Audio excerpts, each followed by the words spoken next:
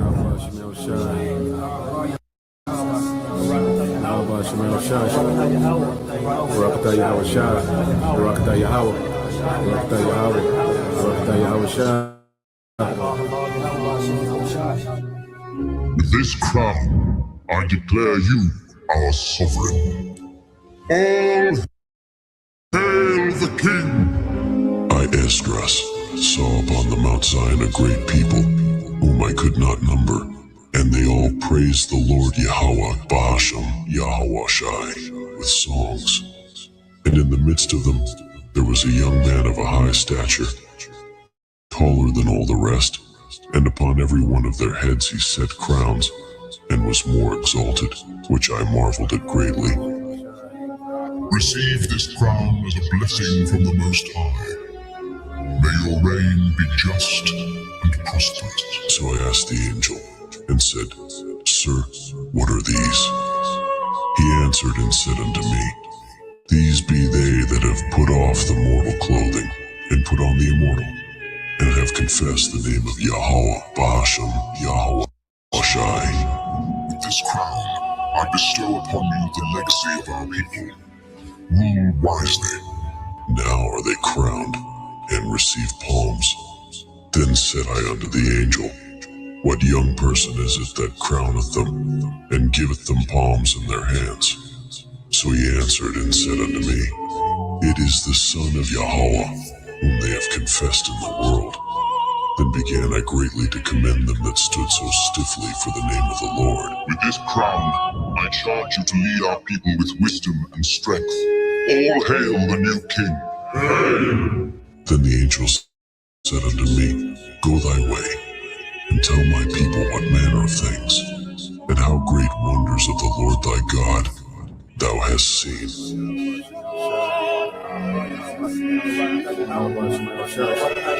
I now crown you king.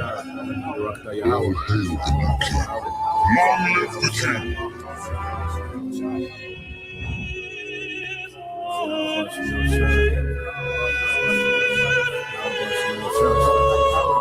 Barakatah Yahweh Shah.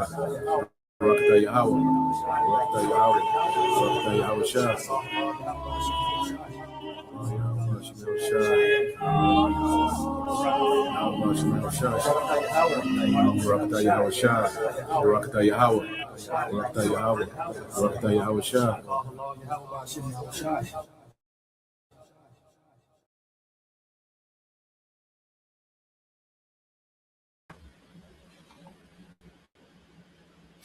All right, Shalom. First and foremost, I would like to give all praise and glory unto Yahweh, Bahashem, Yahweh Shah, Bahashem, Rakapadash, and double honors unto the apostles and the elders of GMS, who rule well, teach well, being great examples for his younger brothers. And peace and blessing, salutations to the hopeful lake out there pushing his word and truth and in sincerity across the four winds. In the name of Yahweh, Bahashem, Yahweh Shah, pushing to get up out of here. Shalom to the hopeful lake, the believers, the listeners who may have came back to the obedience of the scriptures through faith in Yahweh Bashem Yahweh Shai. All right, and what I want to get into today, okay, is this video put up by the brother, all right, Yaquab, all right, the Hopeful Lake 3 is his channel, okay, and it's dealing with this this guy Saheed Bosman, you know, and he's a critic, you know, of Western culture, okay, and he spoke some things.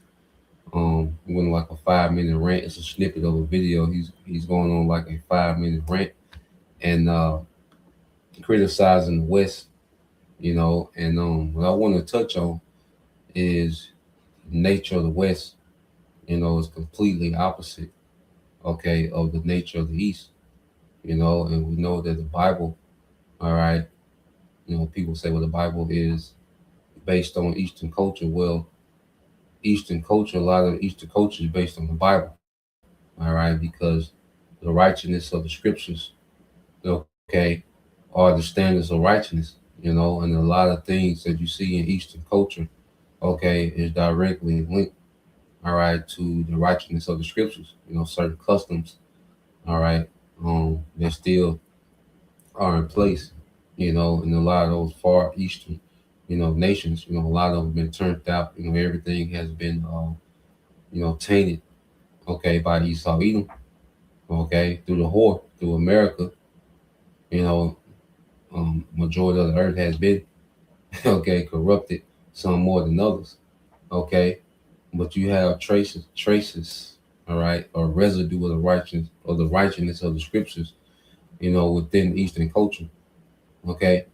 and it's completely opposite from, Western culture, okay, because in the West, people are cultivated to be, self-centered, all right, narcissists, okay, self-worship, okay, self-absorbed, okay, and that's the culture of, the West, hyper individualism, okay, and it's completely opposite, when you go into the scriptures, because you go into the law. The law is a culture that was selfless, okay. Everything was all about the greater good, okay, of the nation, okay. Everything was based on benefiting the nation, the well-being of the nation. You go into the law, statute, and commandment. It's like an immune system. Okay, it's like a filtering system. It's meant for it to heal the nation when something is off. Okay, it's meant to filter out things that ain't right and get rid of it. Okay, when you go into the law. Okay, just like an immune system. All right, operates. To keep all right the body. Okay, in the state of ease, in the state of peace. Okay, well, the West is the exact opposite, man. Okay, so when the scriptures say, I want to get a few precepts before we get into that video, just to show, all right, the selflessness of the scriptures, and also Yahweh Shah being that prime example. Even the Most High, he showed selflessness by sacrificing Yahweh Shah, allowing Yahweh Shah to be tormented, all right, for our behalf, for our embetterment, okay, as a people. Okay, so let's go here, and that's why the teachings of the scriptures, when you go to St. John 3:3, it says, Yahweh shall answer him, I assure you and most solemnly say to you, unless a person is born again, reborn from above, spiritually transformed, renewed, sanctified, he cannot ever see, all right, and experience the kingdom of the Most High. And that's St. John 3:3 in the AMP. So unless we become spiritually transformed, renewed, okay, sanctified, separated, okay, from the way of thinking of the West, okay, then we're not fit, okay, for the kingdom. You see, the kingdom starts now, with us all right, forming unto righteousness, man, okay, growing into this new man, okay, and putting to death that old man, which was anti-Messiah, okay. That old man was full of, flaws, okay. It was a perspective. It was, we had an outlook that was in opposition to the Most High, okay, in opposition to Yahweh Shah. All right, so that's why when we come into this truth, we have to offload, we begin to offload the ways of the West, because repenting, turning back, well, turning back to what? And when you turn back to something, okay, you have to let something else go. All right, because in order to walk, all right, in Yahweh Shah, you see, the flaws and the perception and the outlook, okay, of the West, okay, has to fall off with it, man. As we put on Yahweh Shah. All right, let's go here to the book of Ephesians. You see, it's the book of Ephesians, chapter 4 and verse 21. Okay. It's Ephesians 4 and 21 says, if in fact you have really heard him and have been taught by him, just as truth, all right, just as truth in Yahweh Shah revealed in his life, all right, and personified in him. So we really, okay, are being taught of Yahweh Shah. Okay, we look to Yahweh Shah for how to be, going into us, becoming Yahweh Shah, which we often get into that. It said that regarding your previous way of life, you put off your old self completely. Okay? You put off your old self completely, discard your former nature, which is being corrupted through deceitful desires, man. You know, it's this place told us to be covetous. Okay, it taught us to be vain. You know, it taught us to be self-absorbed and only concerned about what directly affects us and us only. Okay, because there is an element, you know, of self-care. You know, truth doesn't tell you to neglect you. Okay, but our self-care should be linked to the embetterment. Okay, of more than just us, and that's why the Lord has us a part of a body. Okay, you know, we all have our own walk. Okay, we have our own things that we got to overcome, but we're overcoming, okay, for the sake of benefiting the whole. Okay, it's never just about us.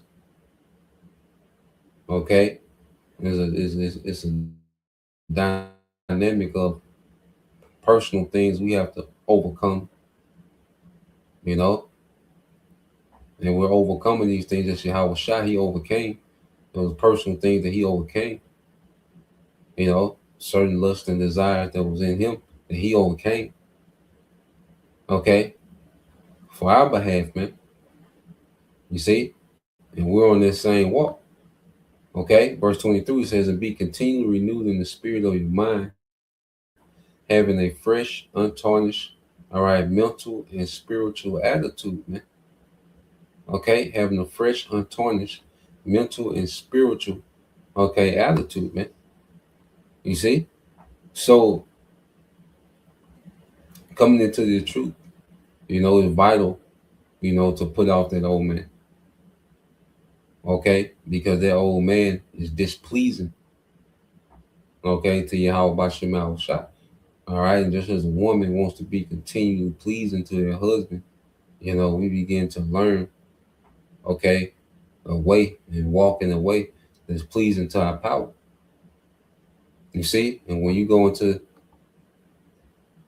Most High, when Yahweh Shai, you know, where they set the tone of being selfless, okay, when you go to the book of Romans, chapter 4, okay, no, chapter 5.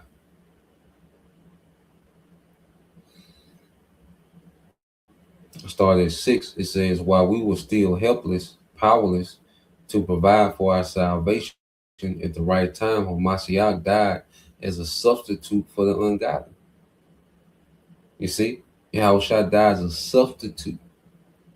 All right, that alone, the fact that he will substitute himself, okay, for our sake, okay, that's an act of what? Selflessness.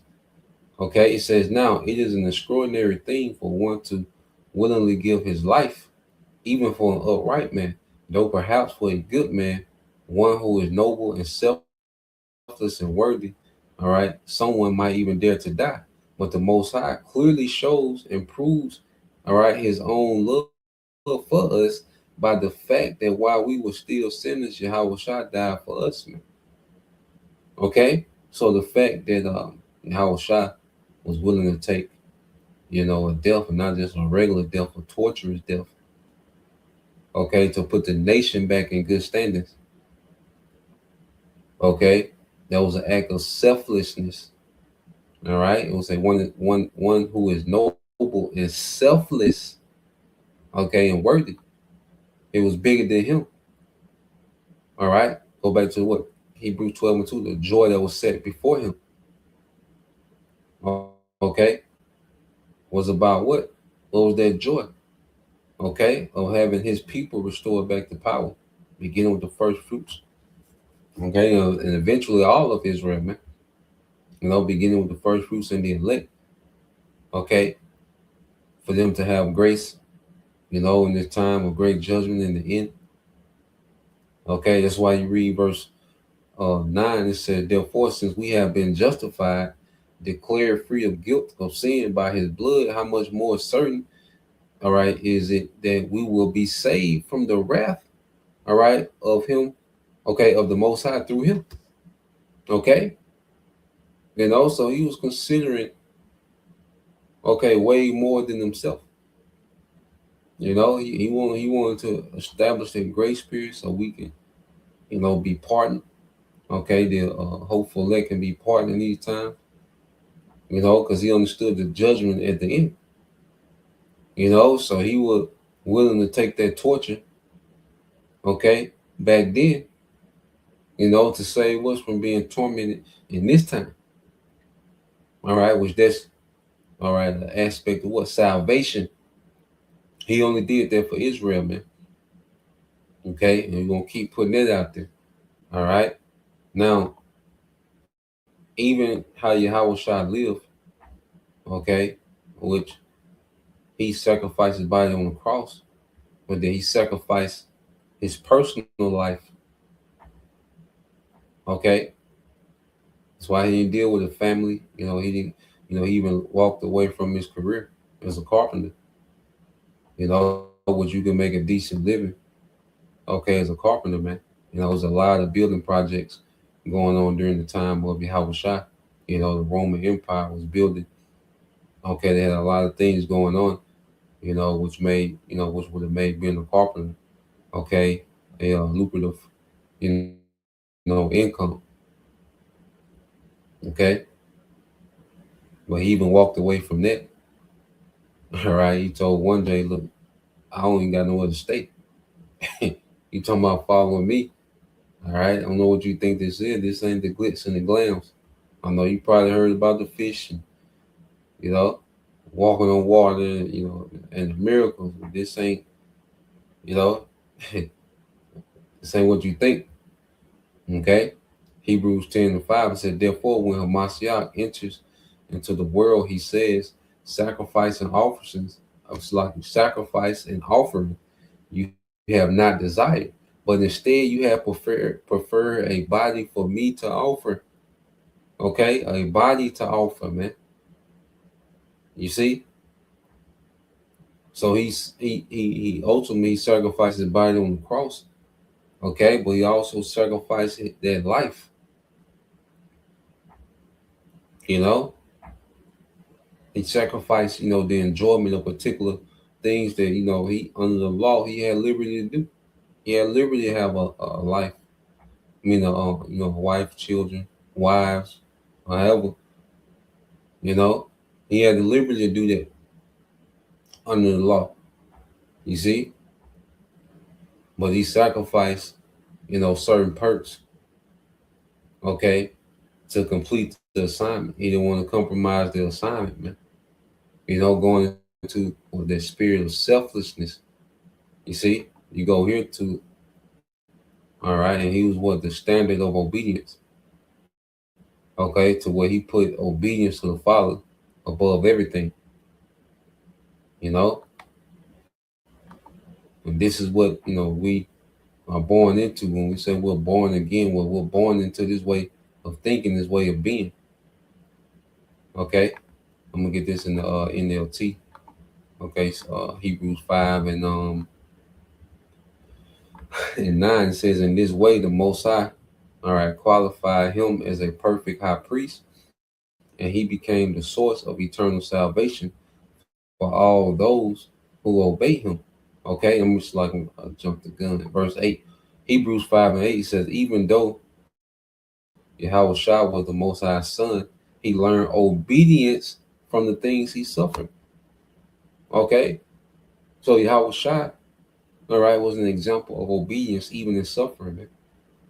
Because we know, guess what? We're coming into an ultimate time. All right, well, we're going to have to be willing to sacrifice it all to stay obedient. It's going to cost us everything to stay obedient to our power in the times to come. Not taking the seat here, not bending the knee to the beast system, because the devil is switching this whole system, and we're going to have to be obedient, all right, as this thing is switched over. We're going to have to be willing to not participate in this society and not knowing, how the Lord's going to provide, but still walk away. And there's going to be obedience and suffering, which the Lord has us obeying as we suffer things now. You know, we all have our own suffering, and the Lord still requires us to be obedient. You see, suffering wasn't an excuse for Yahweh Shai to be disobedient. Okay, just because things ain't in our favor, how we think they should be, and this and that, that still doesn't give us an excuse not to be obedient. Okay, we get wrong, you know. You see, and so we still have to be obedient. All right, as Yahweh Shai was that standard of obedience, man, because his obedience benefited everyone. You know, be like the obedience of Noah, it benefited everyone. It says in this way, the most high qualified him as a perfect high priest, and he became the source of eternal salvation for all those who obey him.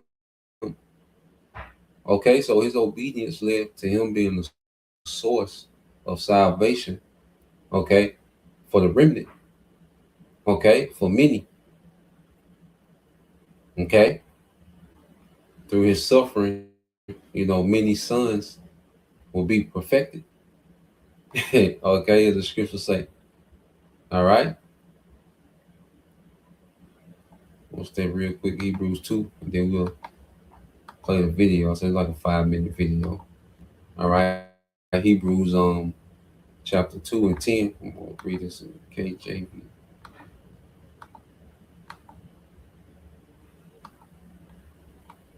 All right, Hebrews chapter 2 and verse 10. It said, "For it became him for whom are all things, and by whom are all things, and bringing many sons unto glory, to make the captain of their salvation perfect through suffering." Okay, so Yahweh Shai suffering, all right, will lay out the path to bring many sons, okay, unto glory. Okay, and know within that, you know, beginning with the first fruits and the rest of the men, women, and children, all right, that's linked to that. Okay, so through his suffering, all right, many benefited. You see, which is the exact opposite of the culture of the West. Okay, to where people destroy you just for them to benefit. You know, you look at the nature. We always going to it of a dope boy. Okay, he destroys many. Okay, for the benefit of a few. You see, and that's the spirit of what? Of an Edomite. Okay, he runs the earth by destroying many to benefit a few. You see, okay, the doctrine that he gave to Eve, you know, was for her to benefit in her lifetime. All right, at the suffering of many. Okay, she can enjoy perks and particular things of this society. Okay, at the cost of what? The suffering of many. Her being out of order, okay, causes what? The suffering of many. You see?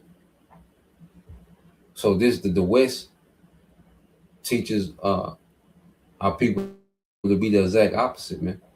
That's why we look to Yahweh Shai. The scripture say, looking unto Yahweh Shai, the author and finisher of our faith. Okay? So let's play this. You know, he gonna make some good points. All right. And America's getting ready. All right. This American society is getting ready to suffer, man. Okay? Because the product that America produces, because like I say the American culture, okay, is exported throughout the earth. Okay. So the scriptures talk about how it corrupts the earth. You know, he's gonna destroy her that corrupted the earth. You see? So it's the most potent right here at home. Okay, the culture that defiles, all right, the earth comes from America. You see? While scripture says the physician cut off a long disease, man. Okay, and what Esau has conjured up here in America has to be cut off, man. All right. So let's play this. Okay, then we get some precepts.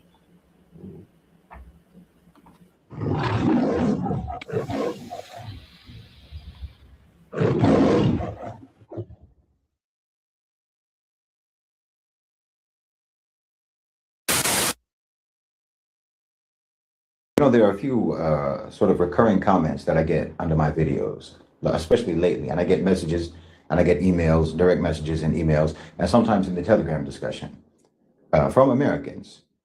The first message is some variation of, I need to get out of this country. This place is evil.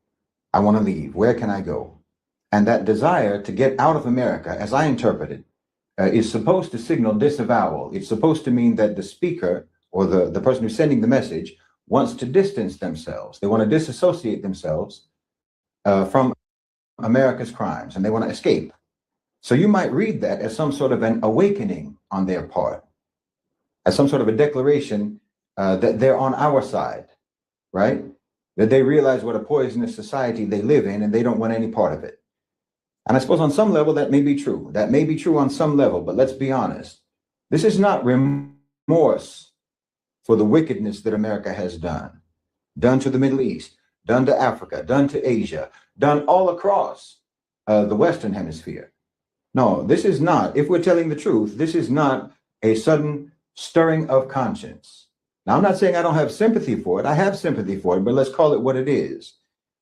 Because you didn't feel any urgent need to escape America when America was making life unlivable for the people in the global South. You understand me? You only feel it when America has started making life harder for Americans, for you and your family and your neighborhood. You didn't disavow and you didn't distance yourself from your nationality when the worst violence was being exported. Only now, when the marauders and the thugs and the mercenaries are turning their guns on you in your own streets. You understand me? You didn't feel any desperation to leave America when your bombs were falling on other people's heads. You didn't feel it when you were enjoying the fruits of America's pillage abroad, when the insecurity and the terror was overseas and you felt safer because of it, when your shelves were stocked, when your gas was cheap and your pizza was guaranteed delivery in 30 minutes or less, you were fine being an American and living in America.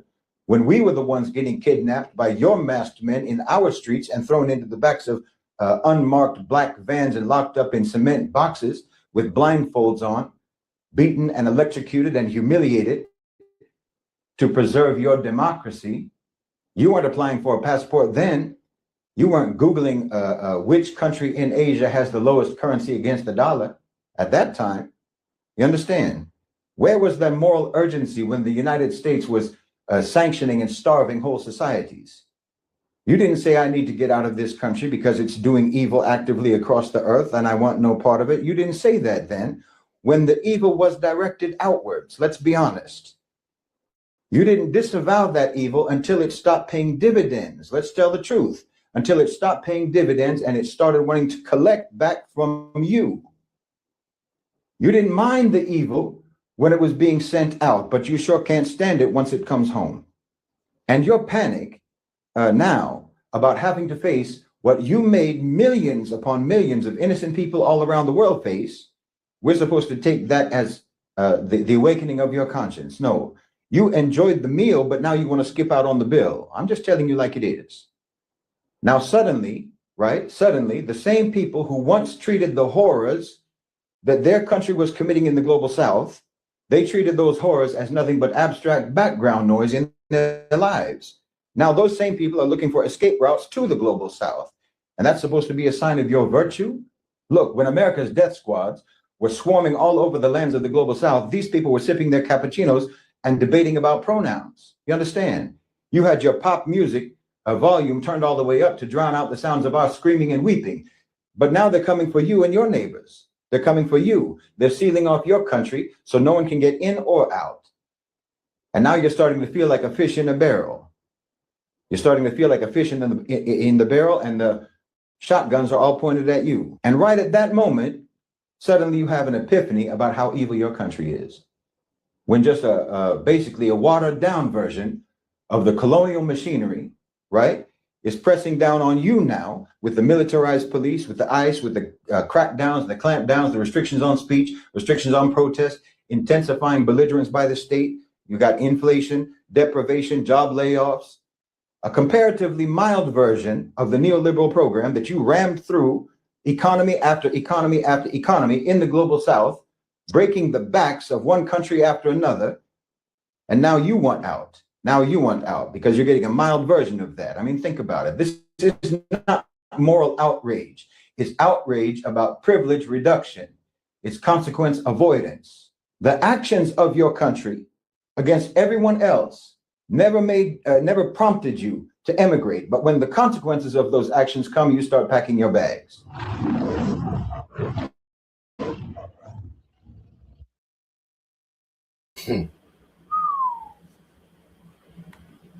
Man, man, you know, he made a point. He said something at the end. He said the outrage is coming from privilege reduction. Okay, it's not that you people are, you know, it's not that you people have morals, okay, or that, you know, you're complaining because of the injustices, okay, of America in general, okay. You're just pissed that your privileges are being reduced, okay, because you people never, all right, were concerned, okay, about the wickedness, okay, of the West, okay.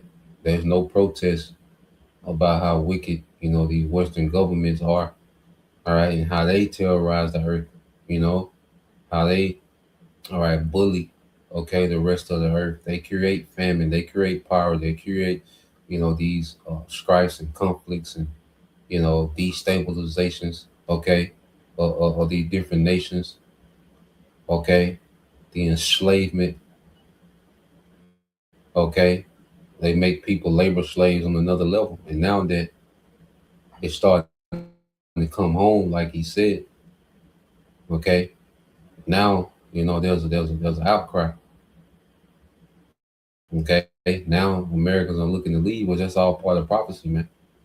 Okay, but at the end of the day, okay, well, how America has made people, you know, and the product, okay, the type of person that America produces, okay, is a narcissistic, all right, self-centered, okay, self-worshiping individual.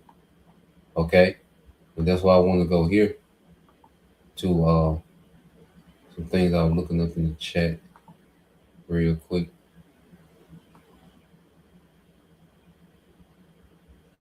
All right, so you go into narcissism.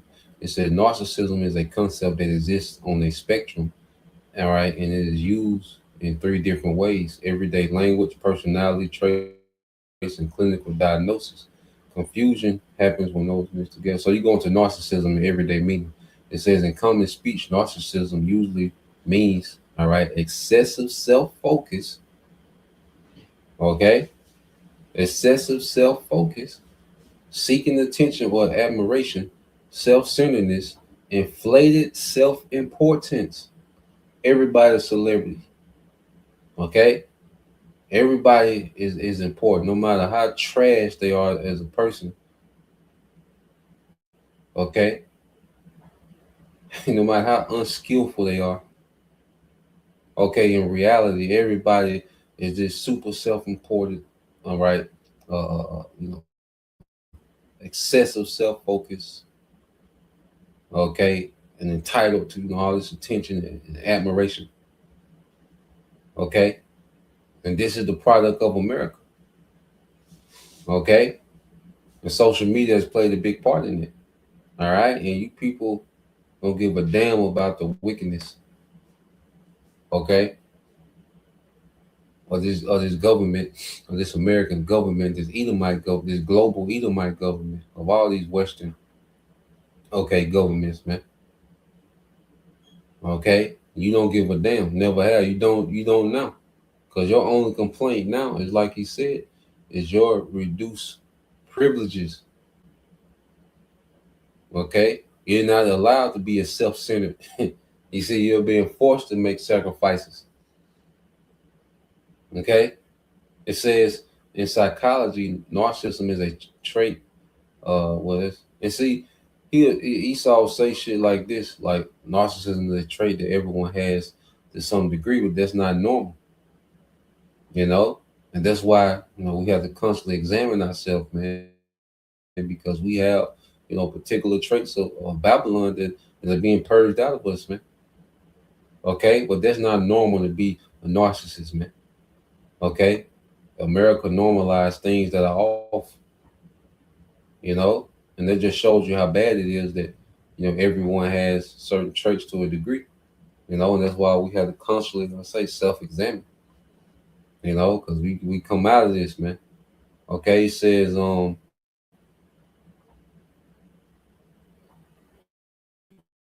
let's see.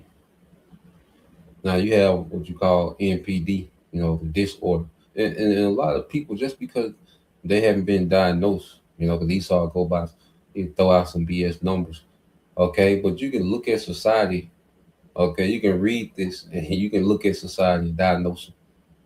Okay, you don't have to have a PhD or a doctrine to look at these niggas. And according to what NPD is, all right, narcissistic personality disorder, all right, it says core features includes grandiose self-image, lack of empathy, entitlement, exploitation of others, intense sensitivity to criticism, chronic relationship problems.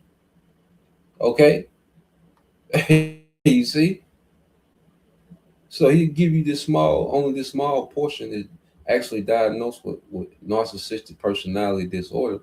Okay, but you look at this and you look out into the world. Okay, and there's a lot of people that's like this, man. Some more than others, man, but there's a lot of people that this is who they are, man. Okay, and this is the product, okay, of America. You see, and I look up, all right, could America be looked at as a narcissistic society? Okay, it says, is America a narcissistic society? In sociological sense, some scholars argue yes, all right, with important caveats. It says individualism is a core American culture. U.S. culture strongly emphasizes personal freedom, self-expression, achievement, and standing out. Okay, well, that's a wicked culture, man. Okay, to where, all right, when you put your own interests above what's good for the overall. Okay, that's why you have certain things like what abortion is, certain surgeries you can have. It's all about your self-interest. Okay, self-expression, achievement, and standing out, and that's the culture. You see, compared to more collectivist cultures, this can look narcissistic from the outside. It is narcissistic. Okay, and it says, consumer and media culture amplify self-focus. Okay, like I say, Jake sell all these drugs for their own financial interests, but destroy, okay, all these families, man. Okay, and which we know the drugs come from Esau. He's the facilitator of a lot of Jake wickedness. The wickedness that Jake has access to, all right, comes from Esau. But Jake participation in it, all right, he's guilty as well. He's wicked as hell. Okay, just for the woman to have this boast that she's doing it by herself. Well, the children are suffering. Children are being underdeveloped, but you have this boast, okay, that you're doing it yourself. Okay, so just so you can have this boast, okay, amongst the culture, the community, that you're doing it yourself. Okay, children are suffering. You see, it says advertising, influence culture, personal branding. Everybody's this brand. Everybody's always marketing themselves.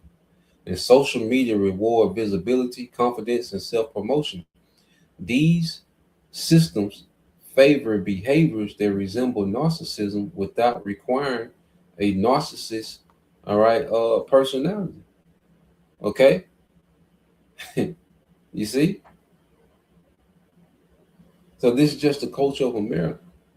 Okay, so Christopher Lass, The Culture of Narcissism, argued that the modern American society encourages self-absorption, all right, as a response to economic insecurity and institutional distrust, not vanity alone. Okay, so Esau creates a culture of narcissism, to where everyone is only concerned about what directly affects them. Okay, so that's why you go here. Let's get this in Jeremiah. Let's get a few precepts.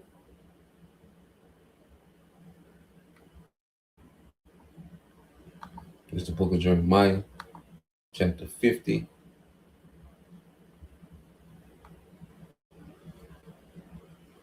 All right.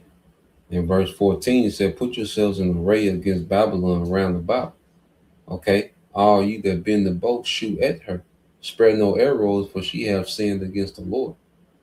You see, and there's a major judgment coming to this society, man. Okay, the Lord, he's so pissed. Okay, and he's so against American culture, American society, the ways of the West. Okay, and he's preparing nukes for this place, man. Okay, he's preparing a great fire for this place. Verse 15 says, "Shout against her round about. She hath given her hand, her foundations are fallen, her walls are thrown down, for it is the vengeance of the Lord Yahweh Bashem Al Shai. Take vengeance upon her, as she have done, do unto her." Okay, so as America has done, do unto her. Okay, and the wickedness that America is responsible for in the world, well, guess what? All this coming back. Okay, all their war wage on these countries. Okay, impoverishing these countries, civil unrest in these countries. Well, all this coming back. You see, all this coming back to America, man. It's going to hit at once.